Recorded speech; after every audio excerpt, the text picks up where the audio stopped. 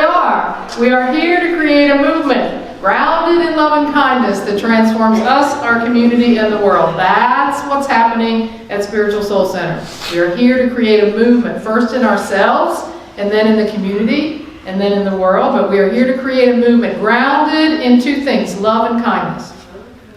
Love and kindness. Is there anything, more powerful than that? I don't think so. I don't think so. Grounded in love and kindness that transforms me first, transforms our community, transforms everyone we're in touch with, and transforms the world. So let's say that together. And I'll never understand it, how this blood became my love. No, I'll never understand it. Through his death, he still got up. I made a cue so falsely, yet he took the blame for all. That is called salvation. Redemption. We've been trying to do order of service, and I forgot to pray. Have you ever forgotten to pray? On any one day? You rush out the door, you forgot to sit down for meditation, you just left that out, and then you get a little reminder, in this case Renee in my ear, you forgot to pray. I'm like, felt like this, so we're going to pray for a minute here. Does that start right? Because when you remember, all you have to do is stop and pray. So take a deep breath in and bring your attention right into this moment and feel what it feels like just to follow your breath, to leave everything as it is and become right here, right now. To feel the life in you as you. To know that it is not according to anything you do or any attention you pay that your heart beats, that your lungs fill with air and release, even that your hair grows. This body is infused with a life that is beyond our effort. Every bit of it. And if it's true for us, it's true for every other living being as well. And so for this small thing that is truly a big thing, we can be grateful, and so it is. Amen.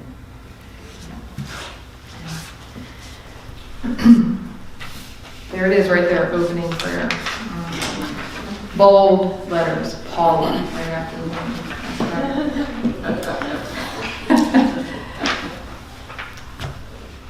Every week I think, what am I going to talk about? Like, what do you want to hear about? Why do you even show up here?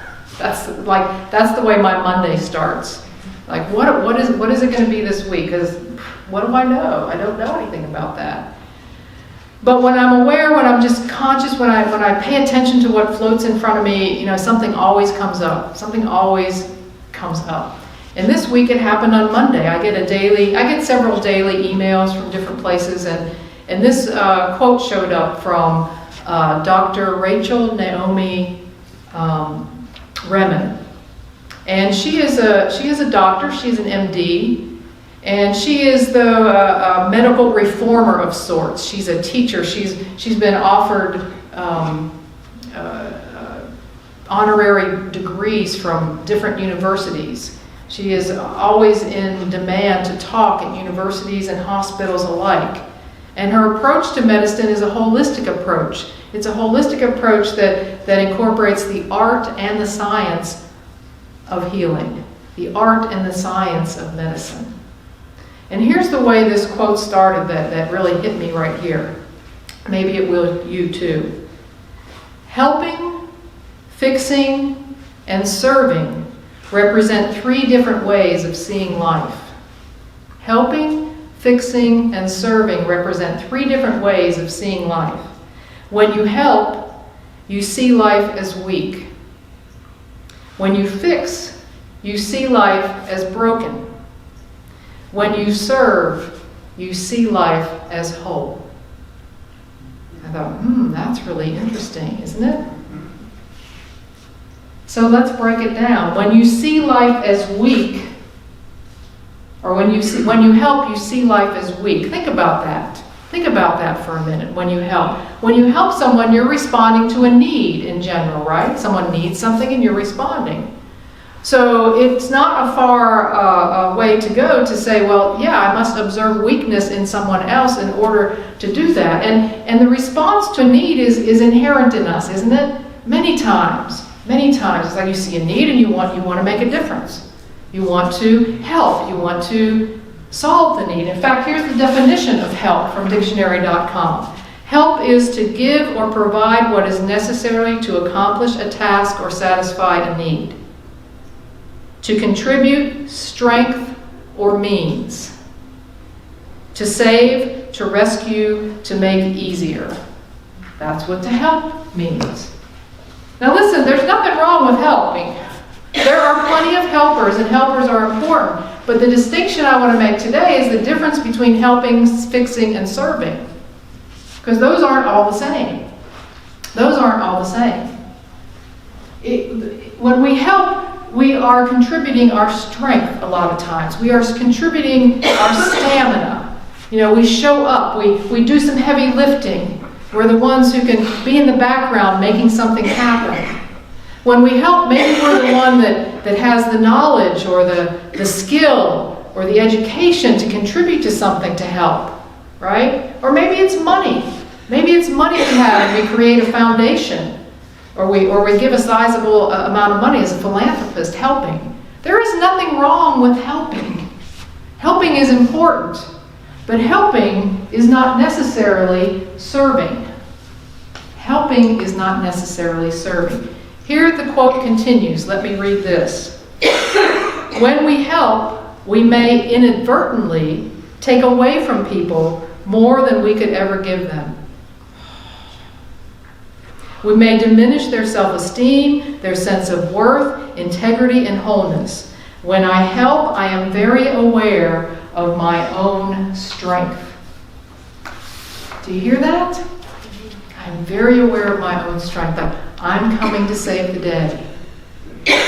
I'm coming to save the day. You are needy, let me take care of that for you.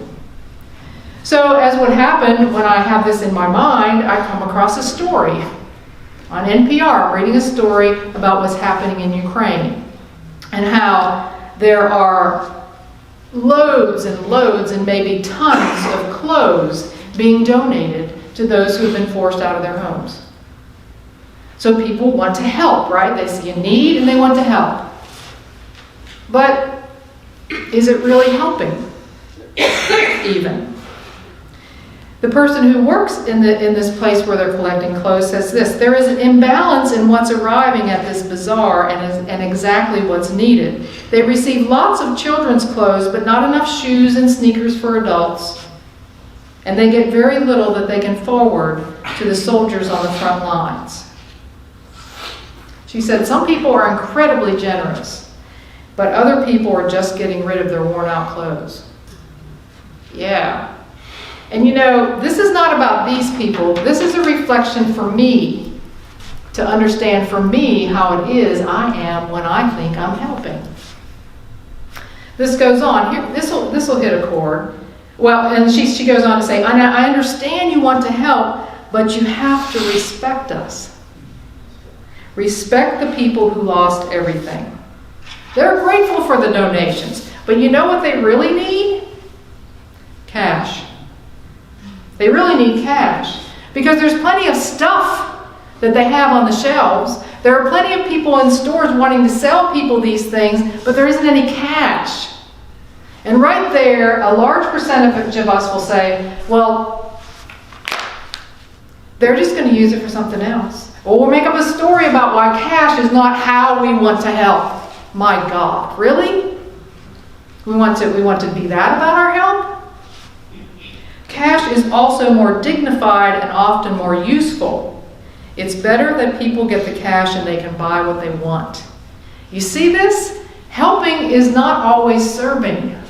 Are you hearing that? Helping is not always serving. She says, using cash assistance in drought-affected areas in Africa somewhere, not a good idea. In Ukraine, where they have the goods that they need there, where they can support the economy with cash, that's what they need. That's what they need. Just because we think we're helping doesn't necessarily mean we're helping. And this is just about help. It's not even, I haven't even got to serve yet. But do you see how some of us start squirming a little bit? Because we think, no, cash, well, I have all these clothes. Shouldn't that be enough? Shouldn't they be grateful for that? That's not helping. That's not even helping. And it's far from service.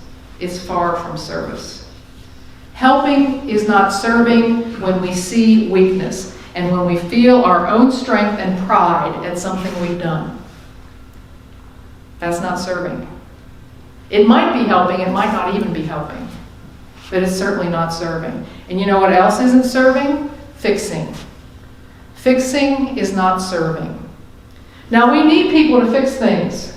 I am elated when I find a car mechanic that can fix something, you know. But we also lament when we don't get good service, don't we? They're two different things, aren't they?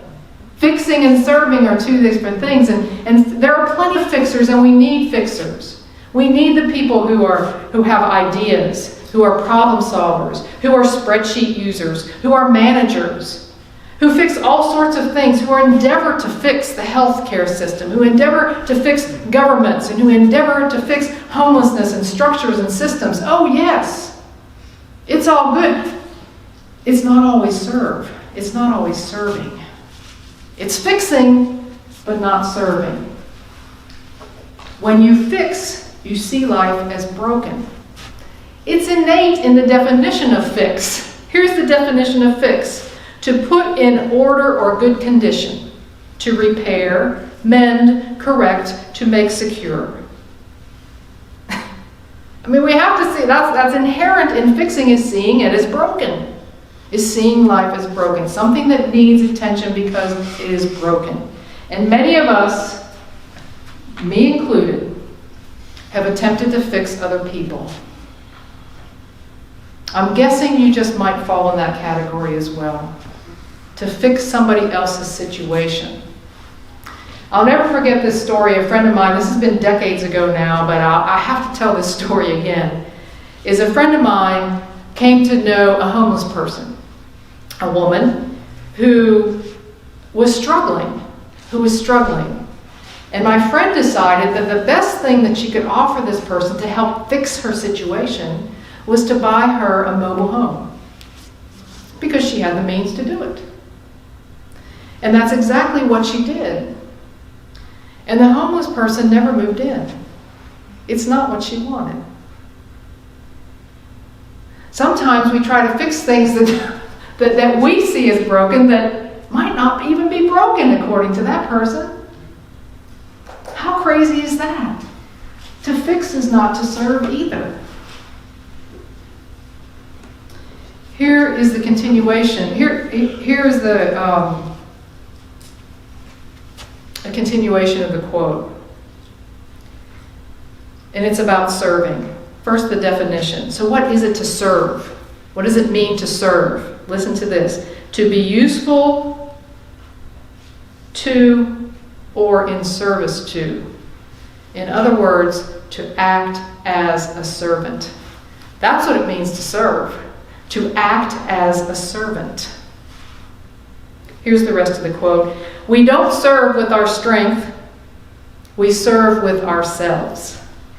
We draw from all of our experiences to do that. Our limitations serve. Our wound serve. Even our darkness can serve. The wholeness in us serves the wholeness in others and the wholeness in life. That's what service is about. It's serving others. It's not helping them or fixing them. Maybe even service is a layer on top of that. But if it's not a component, the other things are not serving. That's not what service is. That's not what it is. My sister Barbara is a great example of this. I didn't tell her I was going to do this beforehand, but here you go. She used to work for a company that sold insurance to people who on Medicare. So all the things I don't know about yet, soon to know about. The part this and the part that, and the best prescription plan, and the best this for this if you have this condition. And every year, some of you know, you have to sign up again, renew your insurance. And Barbara did not sell insurance, but she answered the phones at this company. And people used to call and talk to her and loved to call to talk to her. They would talk to her, they would tell her about what was going on in their life, they would tell her the story of their life and how they needed to be served. And she listened. She listened to that. Serving others is listening to others. That's service. To serve others is to listen. Her boss did not listen. She tried to pass those calls on to her boss. He was like, I don't need to talk to that person. He just wanted to sell insurance. That was his thing. Barbara's thing was serving others. Serving others. She got no commission off of that.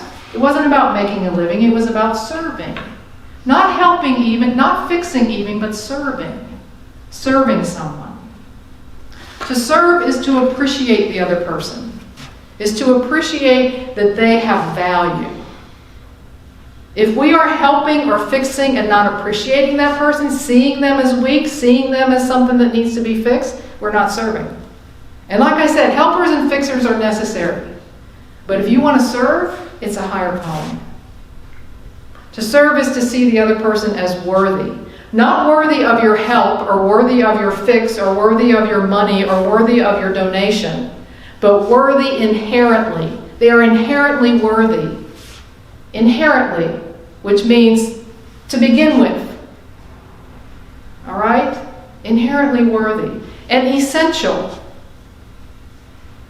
You see, to serve someone, it has to do with how I show up and what I see. Not as something broken, not as something in need, not as something weaker than me, but as someone right here with me.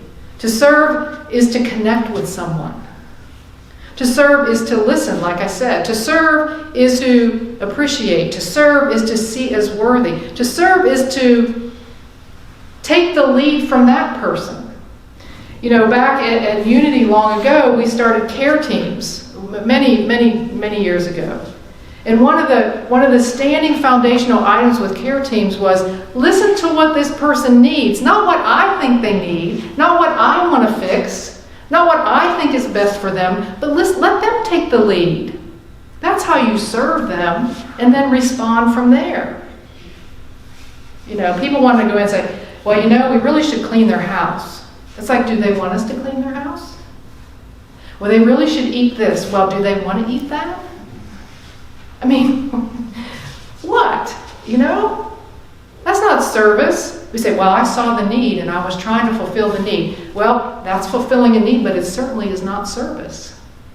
It's not serving the other person. To serve is to be humble, is to recognize that I am no different. And that's what this physician did.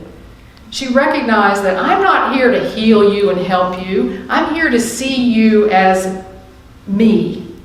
Like we are the same. There is no difference between us. To be humble, to be joyful, and to make our work sacred. It's one of the reasons I talk to you about when we give from here, when we have a service project and we're giving something, the most important aspect of it is the love you infuse in whatever you give. That far and away serves beyond the thing, whatever the thing is. Far beyond. It will be received in such a way that we have no idea how it could impact someone. How you do it. That's how you serve. Helping and fixing? Yes. Serving? Elevated. Elevated. It's a spiritual practice. Serving is a spiritual practice. Yeah? You can feel that, right? Serving is a spiritual practice. That's what it's about. And here's the thing that I believe is that I may not be able to help or fix, but I can always serve. I can always serve.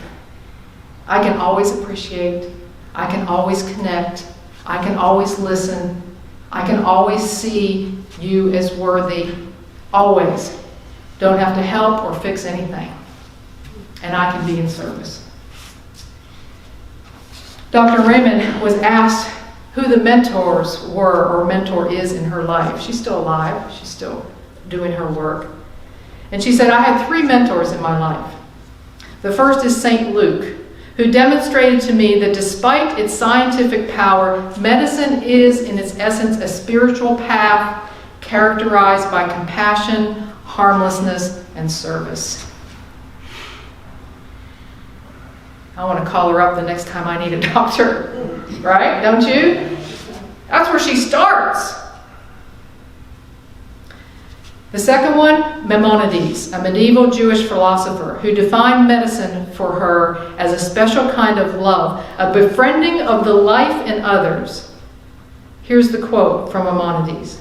Inspire me with love for all thy creatures. May I see in all who suffer only the fellow human being.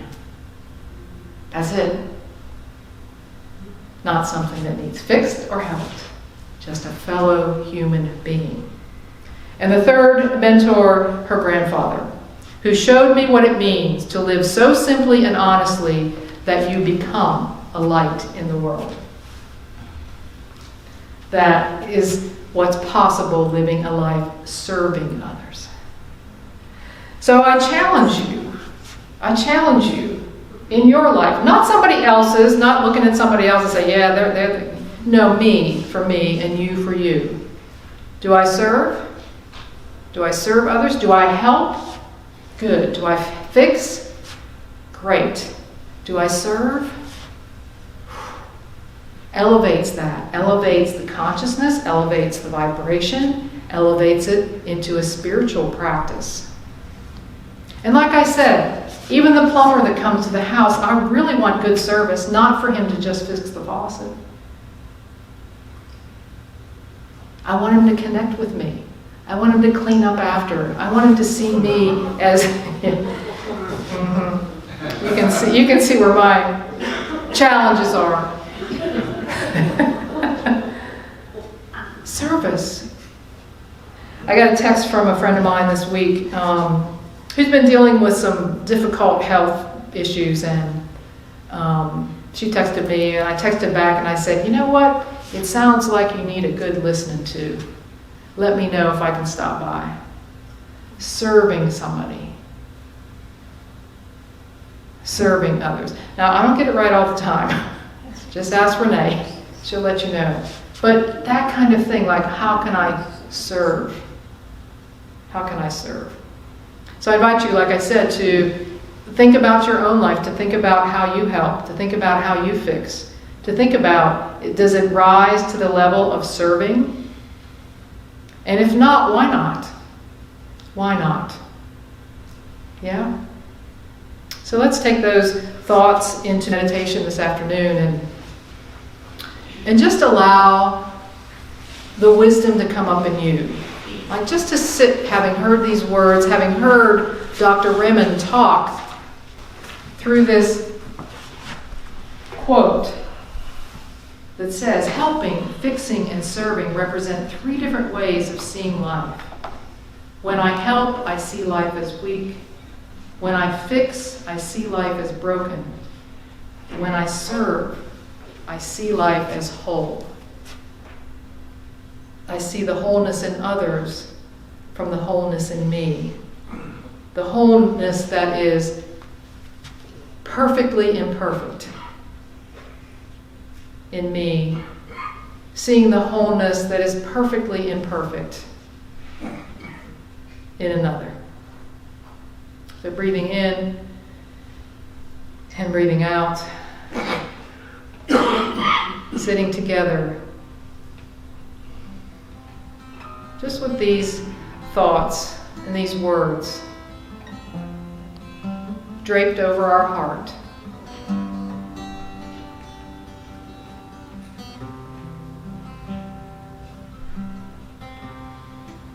Just show me, show me, show me.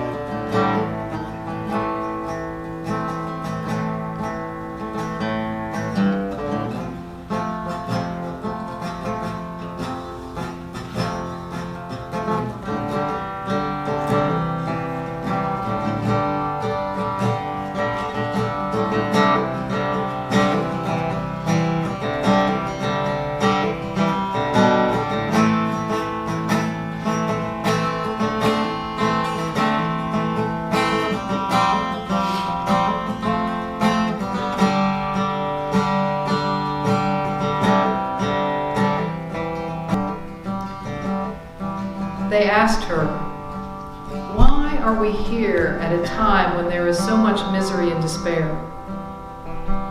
She responded, "Because you answered the call.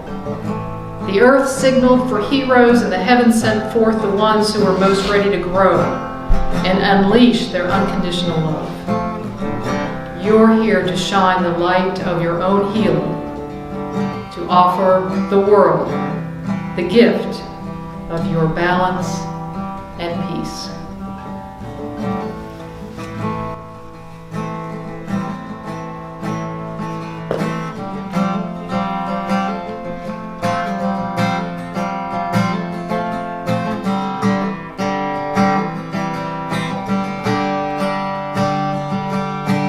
Open the eyes of my heart, Lord. Open the eyes of my heart. I want to see you. I want to see you. Open the eyes of my heart, Lord. Open the eyes of my heart. I want to see you. I want to see you. See you high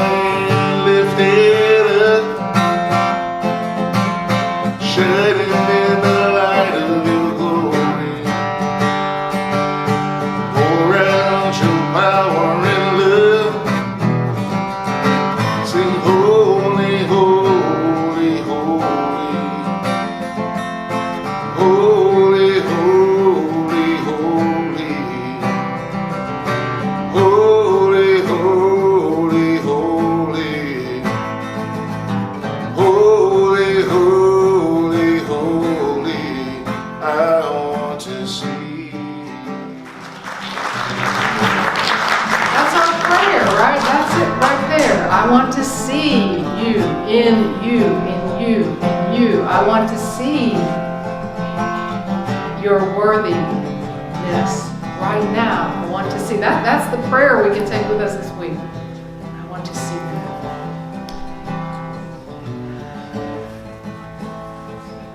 Yeah. So let's pray as we close out today in this way together. You ready? May I be filled with loving kindness. May I be well. May I be peaceful and at ease. May I be happy. May all beings be filled with loving kindness. May all be well.